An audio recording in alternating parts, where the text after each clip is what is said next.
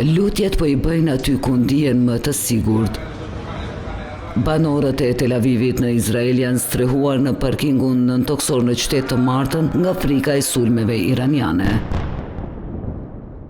Ndërkohë që izraelitët goditën Beirutin me më shumë sulme ajrore të martën herët, duke thënë se po synonte qendrat e komandës dhe objektivat e magazinimit të armëve të Hezbollahut dhe se përfundoi një valë sulmesh në kryeqytetin e vendit.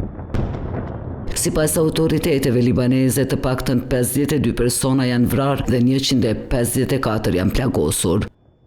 Konflikti u përhap në Liban kur grupi militant Hezbollah I mbështetur nga Irani qëlloi me raketa Izraelin të hënën duke e shtyrë këtë të fundit të Hakmerej. E teksa re tymi u pan duke u ngritur mbi horizontin e qytetit, kjo nuk I pengoi një aeroplani komercial që të ngrihej në qiell e të vazhdonte për në destinacionin e tij. Izraeli gjithashtu deklaroi se trupat toksore do të përparojnë dhe do të pushtojnë zona të tjera strategjike në Liban me qëllim parandalimin e zjarrit në komunitetet kufitare izraelite. Ambasada amerikane në Riyadh, Arabi Saudite është goditur nga 2 dronë iranian. Raportohet se sulmi shkaktoi zjarr të kufizuar dhe dëme të vogla. SBA dhe Izraeli e goditën Iranin të shtunën duke vrarë udhëheqësin suprem Ayatollah Ali Khamenei. Irani, ashtu siç ka paralajmëruar, është akmarrë me një valë sulmesh në të gjithë rajonin.